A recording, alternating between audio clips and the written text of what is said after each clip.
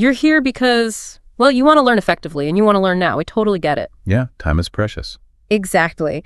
So today on the deep dive, we're really zeroing in on something vital for anyone learning English, especially now in 2025.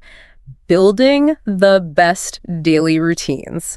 You, our listeners, actually pointed us towards a great discussion from Jason and Julia over at the BBX Learning English podcast. Oh, yeah. They do good stuff. They really do. And their advice on structuring your day for language learning, it's gold, honestly. Whether you're, just starting out or trying to push past a plateau. And what's really interesting about what they were saying, especially for right now, 2025, is that, we have so many tools. An incredible amount. Almost too many sometimes. Right. That's the thing. It can be overwhelming. So having clear, solid routines isn't just nice to have. It's pretty much essential if you want to stay focused and actually see progress. It's like needing a map when there are a million roads. Exactly that. A roadmap. Okay, so our mission today, really taking inspiration from Jason and Julia's chat, is to pull out those simple, practical routines. Things you can actually do morning, midday, evening. And weave in the tech that's available now. Yes, using that tech smartly. Yeah. Think of us as breaking down their insights, finding the bits that'll help you build those habits. They really nailed something fundamental, didn't they? Routines. They're not exactly glamorous, but they are the bedrock of learning a language. Totally. It's not about these heroic 8-hour cram sessions once a month. Yeah. It's those small daily actions. They add up. They use a great image like a dripping tap. I like that. Each drop seems like nothing, right? But leave it long enough and it fills a bucket. That's what daily routines do for your English. Okay, love that analogy. Let's unpack it then. How do we build that consistency? Starting with the morning, Jason and Julia really see the morning as prime time, setting the tone. For sure. What were some of their key ideas for that first part of the day? Easy wins. Well, they emphasized starting gently but immersively. Yeah. So listening, short English podcasts, maybe audio lessons while you're just, getting ready. While making coffee. Exactly. You're already doing stuff. Layering in some English listening, it just wakes up your brain in the right way. And they mentioned the variety. Now in 2025, you can find a podcast for literally any level, any interest. It's personalized. That's such a smart, low-effort way to start. Multitasking, that actually works. What else did they suggest for the morning to really make things stick? Vocabulary review. Brief, though. 5 or 10 minutes. Okay. Just revisiting flashcards, physical ones, or using apps, like Anki. Yes, Anki, the spaced repetition app. Right. That system is brilliant for memory. Or even just flipping through a notebook where you jot down words. It keeps things fresh, active. Makes sense. That consistent review seems crucial. Now, I was interested in what they said about journaling. How does writing fit in first thing? Journaling. Yeah. Even just a few sentences. In English, obviously. Yeah. About your plans for the day or how you're feeling, maybe some goals. It's surprisingly powerful. It makes you think in English, not just translate. And use the vocabulary you're learning. Exactly. You have to actively retrieve it. And they had a fun little add-on, writing positive affirmations in English. Oh, like what? I am getting better at English. I can do this. Stuff like that. Starting the day with that positive self-talk in English, it really builds confidence. I love that. Setting a positive intention. They also mentioned short English videos. Yeah, quick ones, 5 minutes max, maybe a motivational clip, a news summary. Okay. It's great for tuning your ear to natural accents, intonation, without needing a huge time commitment. And the big advantage of mornings, like they pointed out, is often fewer distractions, right? Before the day goes crazy. Precisely.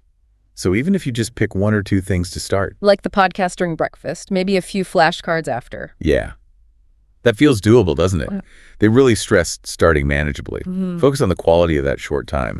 Because even just 15, 20 minutes consistently in the morning, it sets you up for the whole day, creates momentum. Okay, brilliant. So we've got some solid morning strategies, but then life happens, the day gets busy. How do we keep it going? What about midday routines? Midday is all about finding those pockets of time, those little gaps that usually just disappear. Lunch breaks, commutes. Exactly. Jason and Julia really flagged lunch breaks, perfect for quick bursts on language apps, Duolingo, Memrise, Babbel, those kinds of things. Right, they're designed for that, aren't they? Quick hits. Yeah, 10, 15 minutes, engaging, often game-like, easy to fit in. Okay, apps make sense.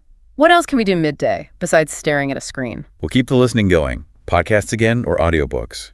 While you eat, while you travel, if you commute. Passive learning almost. Sort of, yeah. It's less focused maybe, but it keeps you immersed. Hearing the sounds, the rhythm of English, it all helps. Now, here's one they mentioned that I found really intriguing. Talking to yourself in English. Sounds a bit weird. It does feel a bit weird at first, I get that. But consciously narrating your actions or thoughts in English. Okay, now I'm walking to the printer, or what should I make for dinner tonight? It's actually fantastic low-pressure practice. Low pressure because no one's listening. Exactly. You're just forming sentences, practicing fluency without any judgment. They even suggested recording yourself sometimes. Oh, interesting. Why? Just listen back later. You might catch pronunciation things or awkward phrasing you didn't notice in the moment. It's like, self-coaching. A private practice session. Yeah. I like it. They also brought up shadowing. Can you quickly explain that for anyone who hasn't heard the term? Sure. Shadowing is basically listening to a short bit of English audio, maybe a sentence or two from a video or a podcast, and then immediately repeating it out loud. Trying to copy the sound, exactly. Yes, mimicking the pronunciation, the rhythm, the intonation. As closely as you can. It's great for improving your spoken fluency and accent, and you can do it pretty quietly with headphones on during a break. Listen and echo. Got it. And reading. Can that fit into midday too? Definitely. Keep a short English book handy or save interesting articles you find online.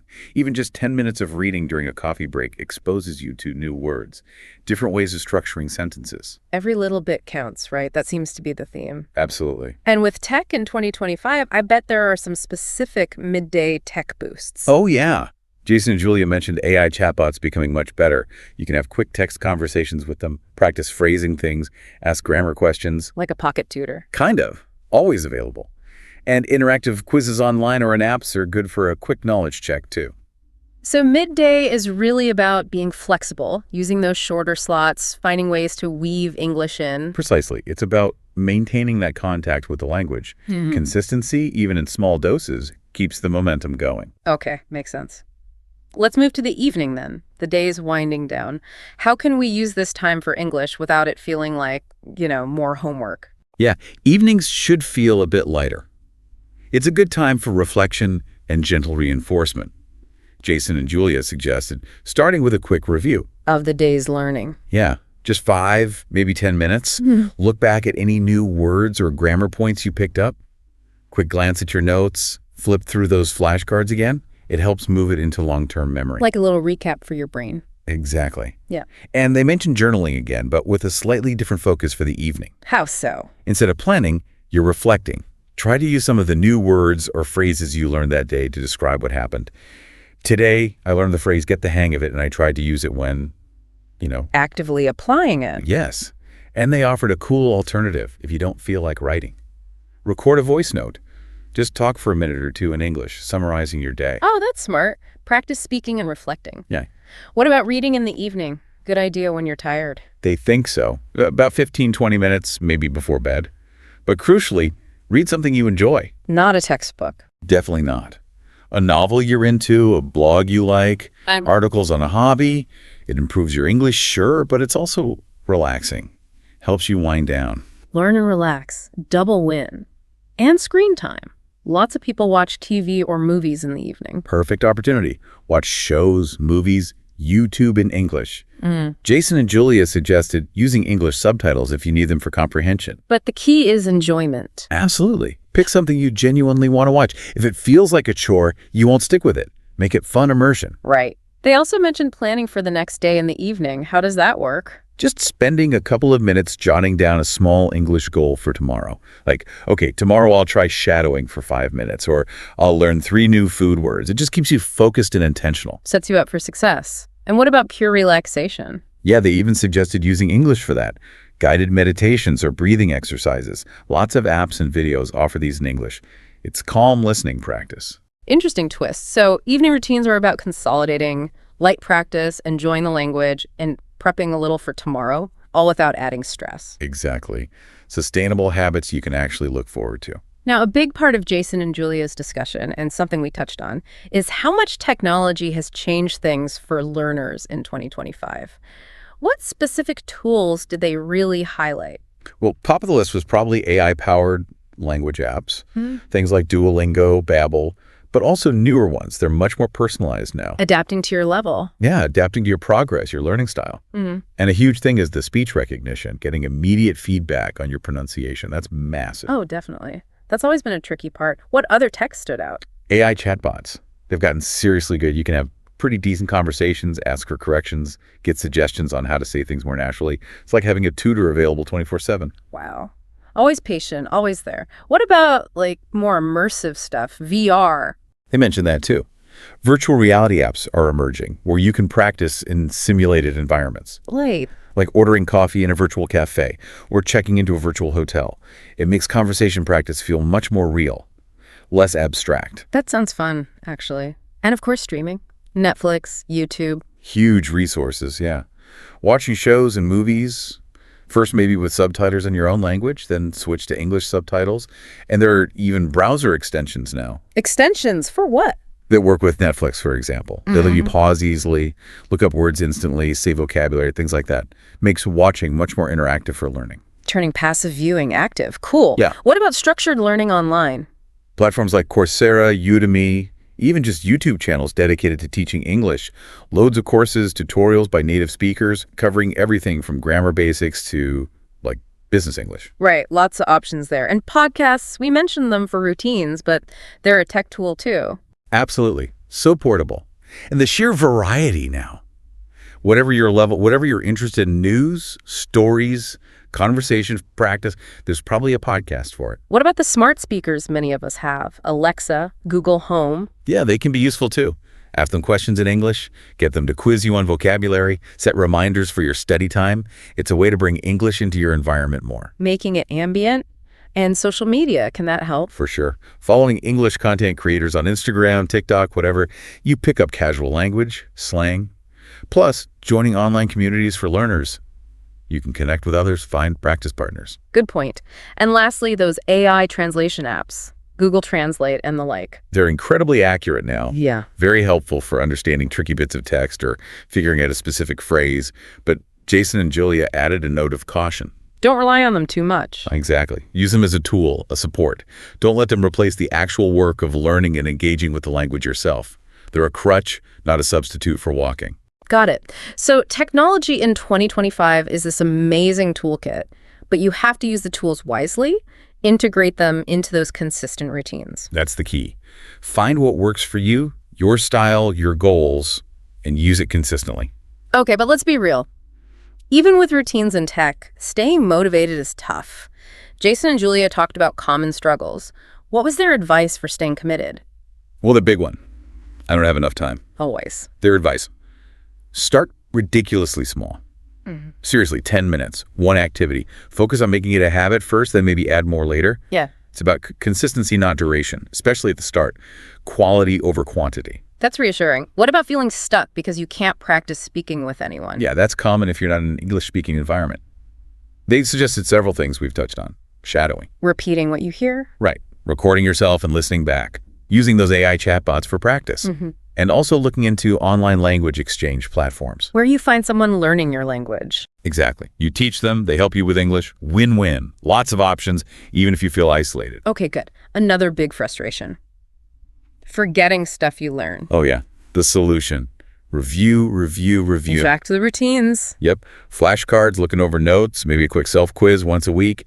And that spaced repetition thing. Again, apps like Anki are designed to fight forgetting. Regular reinforcement is crucial. What if you feel overwhelmed by all the resources? Apps, websites, books. Where to even start? Simplify. That was their advice. Don't try to use 10 different apps. Pick one or two that you genuinely like and that fit your style. And stick with them. And really learn how to use them well. Master one or two good tools rather than dipping your toe into everything. Less is more sometimes. Good advice. And finally, what about just losing motivation? When progress feels slow. Acknowledge the small wins. Seriously. Did you understand a joke in a movie? Did you manage a short chat using a new phrase? Celebrate that. Don't just focus on the big goal of fluency. Right. Remind yourself why you started learning English in the first place. Connect back to that initial motivation. And be patient.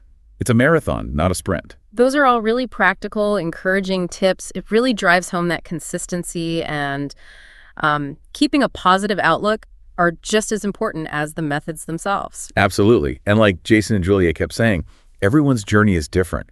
So be kind to yourself, find ways to enjoy it. That's key.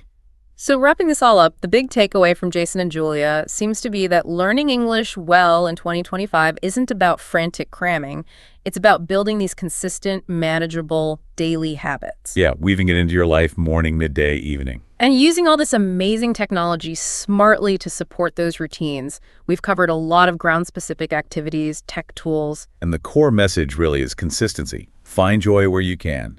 Start small. Don't feel you have to do everything at once. Experiment. See what clicks for you. And pat yourself on the back for the progress you make. Definitely. Every little step counts. Okay, so here's the call to action for everyone listening. Think about just one thing, one idea from today that sparked something. Maybe that morning podcast. Or trying a chatbot. Yeah, something that feels doable. Pick one small thing and just try it. Don't aim for perfection. Just aim to start, to make a little progress. And notice when you do make progress. Take a second to acknowledge it. Hey, I did that. You're moving forward. Okay, so on that note, here's something to think about.